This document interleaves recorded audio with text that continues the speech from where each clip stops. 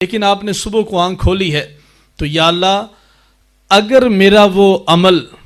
محض تیری رضا کے لیے تجھے راضی کرنے کے لیے تھا تو یا اللہ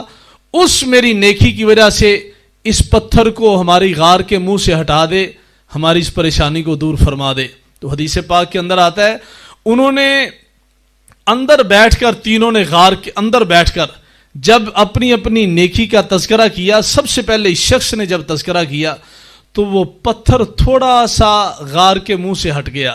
تو دوسروں کو بھی آس لگ گئی، امید لگ گئی۔ وہ کہنے لگے ہم بھی اپنی اپنی نیکی کا تذکرہ کرتے ہیں، ہمیں امید ہے کہ ہمارا اللہ کرم کرے گا اور اپنی اپنی نیکیوں کا وسیلہ دیں گے، جو نیکیاں صرف اونلی ٹو پلیز اللہ سبحانہ و تعالی، صرف اللہ کی رضا کے لیے جو نیکیاں کی گئی ہیں ان کو وسیلہ بنا کر اللہ کی بارگاہ میں عرض کریں گے تو اللہ تعالیٰ اس پتھر کو دور ہٹا دے گا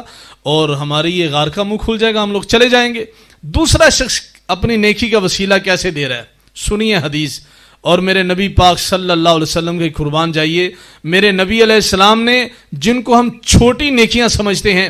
ان کا ذکر کر کے ہمیں یہ بتایا ہے اگر چھوٹی نیکی بھی کی جائے اللہ کی رضا کے لیے تو اللہ عز و جل بندے کی پریشانیاں دنیا کی بھی دور فرما دیتا ہے۔ تو اگر حضور صلی اللہ علیہ وسلم کا امتی اللہ اور اس کے رسول کی رضا کی خاطر نیکیاں کریں، جس کے اندر اور کسی کی رضا شامل نہ ہو، صرف اس لیے نیکیاں کرے کہ اللہ تو راضی ہو جا، تیرا نبی راضی ہو جائے، تو یقین کریں کہ دنیا سے جاتے ہوئے وہ ایمان سلامت لے کر جائے گا۔ وہ دوسرا شخص کہنے لگا کہ یا اللہ تجھے پتہ ہے کہ میں اپنی چچا زاد بہن سے بہت پیار کرتا تھا، بڑی محبت کرتا تھا میں اس سے، اور میں اسی انتظار کے اندر تھا کہ کاش کہ وہ وقت آئے یہ مجھے تنہائی کے اندر ملے۔ تو وہ مانتی نہیں تھی، وہ بڑی نیک تھی، بڑی پارسا عورت تھی، وہ مانتی نہیں تھی تنہائی کے اندر ملنا، لیکن ایسا وقت آیا کہ اس کے اوپر قحط آیا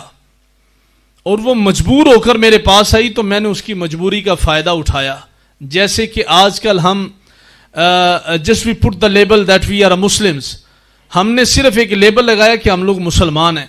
کاش کہ ہم لوگ وہ مسلمان ہوں کہ جس طرح اللہ اور اس کے رسول نے ہمیں حکم فرمایا ہے۔ اب یہ دیکھیے آپ کہ حضور صلی اللہ علیہ وسلم آپ نے فرمایا کہ اس شخص نے اس کی مجبوری کا فائدہ اٹھایا، اور ہمارے معاشرے کے اندر بھی ایسے لوگ ہیں، اگر کوئی پریشانی کی حالت میں ڈیلر کے پاس گیا ہے تو اس ڈیلر نے اس کی مجبوری کا فائدہ اٹھاتے ہوئے مارکیٹ سے کم ریٹ لگا کر اس کو پریشان کر کے رکھ دیا۔ ہر بندہ، ہر کلمہ پاک پڑھنے والا ایسا نہیں ہے، لیکن للاکثر حکم الکل، کہ حکم جو ہے وہ اکثریت کے لیے ہوتا ہے۔ اکثر ایسا سلسلہ چل رہا ہے کہ مسلمان کی مجبوریوں سے فائدہ اٹھایا جا رہا ہے۔ آج تم اس کی مجبوریوں سے فائدہ اٹھاتے ہو، کل ہو سکتا ہے کہ تمہاری اولاد بھی مجبور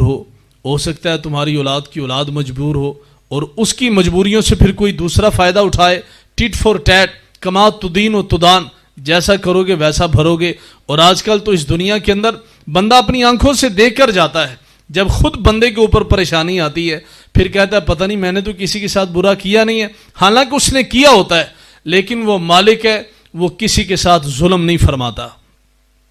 اس نے چچا کی بیٹی سی کی مجبوری سے جب فائدہ اٹھایا تو کہنے لگا اگر میں تمہاری مدد کروں تو تم مجھے تنہائی میں ملو گی۔ وہ مان گئی، وہ مجبور تھی، کہنے لگی ہاں ضرور ملوں گی۔ اس نے 120 دینار اس کو دیے،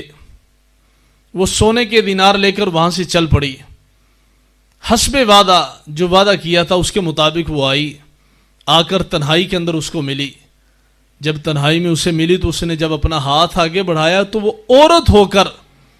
تو اس تنہائی کے اندر وہ رو کر کہنے لگی، اس شخص کو کہنے لگی کہ تو نے میرے ضمیر کی قیمت 120 دینار لگائی ہے، تجھے خدا کا خوف نہیں آتا، میرے جسم کو ہاتھ نہ لگا۔ اتنی بات کی ہے تو حدیث پاک کے اندر آتا ہے کہ حضور صلی اللہ علیہ وسلم یہ گفتگو کرتے ہوئے رو پڑے۔ فرمایا وہ شخص اس عورت کی یہ گفتگو سن کر اتنا رویا، اس نے اس عورت کو وہاں اس کمرے سے بھی نکال دیا اور 120 دینار کی جو مدد کی تھی وہ 120 دینار بھی اس کو معاف کر دیے۔ کہنے لگا کہ یا اللہ اگر تو میں نے وہ جو نیکی کیا وہ صرف تیری رضا کے لیے، تو اس نیکی کو اپنی بارگاہ میں وسیلہ بنا کر قبول فرما کے تو اس پتھر والی پریشانی کو دور فرما دے۔ تو حدیث پاک کے اندر آتا ہے کہ اس دوسرے شخص نے جب اپنی نیکی کا وسیلہ دیا تو اللہ تعالیٰ نے فرشتوں کی ڈیوٹی لگائی، تو فرشتوں نے وہ پتھر ہٹا کر تھوڑا سا اور سائڈ پہ کر دیا۔ اب تیسرے شخص کی باری ہے۔ تیسرا شخص کہتا ہے کہ یا اللہ تجھے پتا ہے کہ میرے پاس مزدور کام کیا کرتے تھے، تو ایک مرتبہ ایسے ہوا، ایک مزدور کام کرنے کے لیے آیا لیکن مجھے اس کی مزدوری اچھی نہیں لگی، تو میں نے اس سے پوچھا کہ یار تو آج کام اچھا نہیں کر رہا، تو اگر تیرا نہیں دل چاہتا تو چلا جا واپس۔ وہ واپس چلا گیا۔ جب تو جتنا ٹائم اس نے میرے پاس مزدوری کی تھی نا،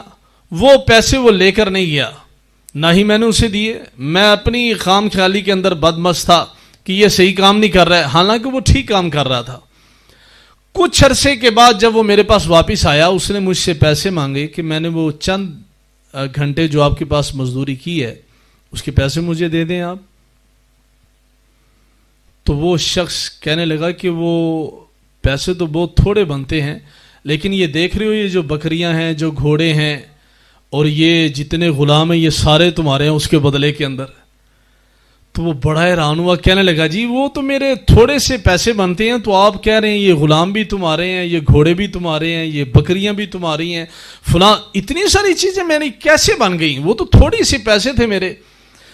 تو وہ کہنے لگا، شخص کہنے لگا کہ وہ جو تم پیسے چھوڑ کر گئے تھے نا، میرے ضمیر نے مجھے سونے نہیں دیا کہ یہ بندہ بغیر اپنی مزدوری کی اجرت لیے مجھ سے چلا گیا ہے، تو میں نے اس کی وہ مزدوری کے جو پیسے ہیں نا، وہ میں نے کسی نیک کام کے اندر لگا دینے ہیں، اور میں نے خود اس کا خیال رکھنا ہے۔ وہ جو تمہارے تھوڑے سے پیسے تھے مزدوری کے، وہ میں نے پیسے بزنس کے اندر لگا دیے، تمہیں شیئر ہولڈر بنا لیا، ان پیسوں سے میں نے تمہارے ان پیسوں سے کاروبار کیا، ان پیسوں سے جو اللہ تعالیٰ نے برکت ڈالی، پھر میں نے ان تمہارے اتنے سے تھوڑے سے پیسوں سے یہ جانور خریدے، یہ بکریاں خریدی، یہ گھوڑے خریدے، یہ غلام خریدے۔ یا اللہ اگر تو وہ نیکی صرف تیری رضا کے لیے تھی تو مجھے معاف فرما کے تو یہ پتھر والی پریشانی دور کر دے۔ تو حدیث پاک کے اندر آتا ہے کہ اللہ تعالیٰ کو ان تینوں کی نیکیاں اتنی پسند آئیں، تنہائی کے اندر غار کے اندر بیٹھ کر رو کر اپنی نیکیوں کا وسیلہ دینا اللہ کو اتنا پسند آیا کہ وہ اتنا بڑا پتھر جو وہ زور لگاتے رہتے وہ نہ ہٹ پاتا، ان نیکیوں کا وسیلہ دینے کی وجہ سے اللہ تعالیٰ نے وہ پتھر سارے کا سارا پیچھے ہٹا دیا۔ تو میں صرف آپ لوگوں سے یہ درخواست کروں گا کہ کوشش کرو کہ ایسی نیکی کرو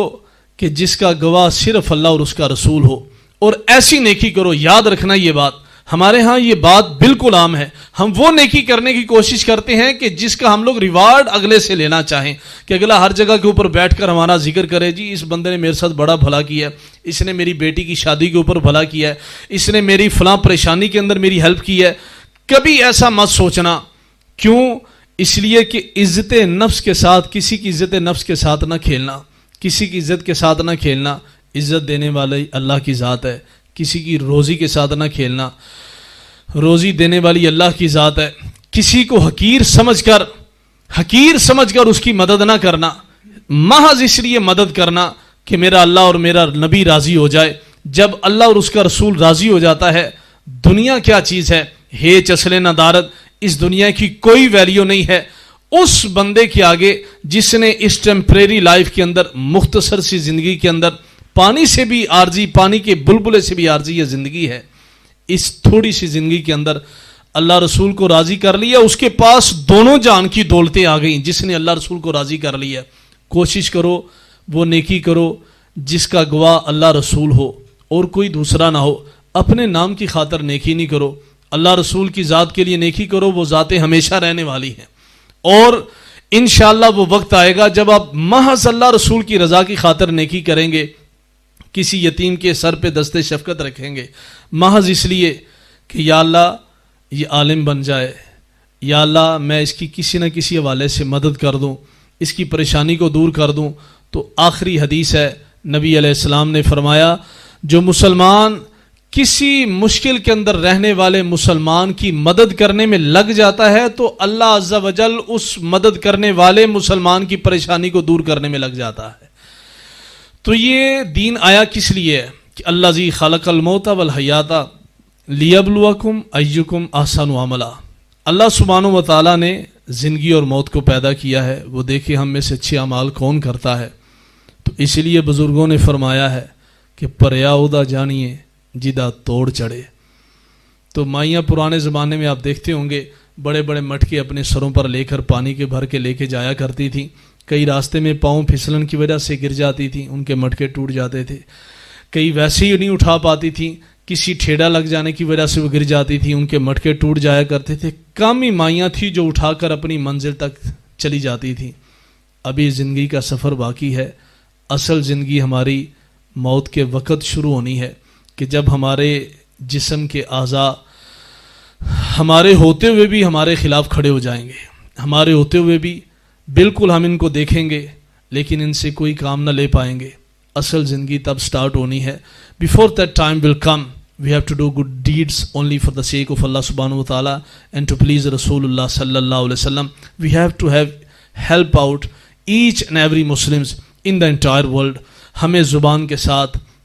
مال کے ساتھ، وقت کے ساتھ کسی بھی طریقے سے ہر مسلمان کی مدد کرنی ہے۔ جس نے بھی لا الہ الا اللہ محمد الرسول اللہ پڑھا ہے اس کی مدد کرنی ہے۔ اسی لیے فرمایا گیا انصر الظالم والمظلوم، تم ظالم کی بھی مدد کرو اور مظلوم کی بھی کرو۔ یا رسول اللہ ظالم کی مدد کیسے کریں اور مظلوم کی کیسے کریں؟ فرمایا مظلوم کے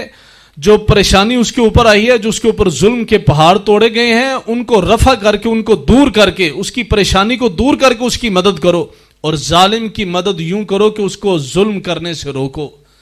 تو کوشش کرو، ہم لوگ مسلمان ہیں تو اللہ عز و جل ہمیں دین اسلام پر صدقے دل سے عمل کی توفیق عطا فرمائے۔ میرا یہ پیغام دنیا میں جہاں بھی جا رہا ہے، میں صرف یہ عرض کروں گا کہ یا اللہ ہمیں اس دنیا کے جھنجھٹ سے نکال کر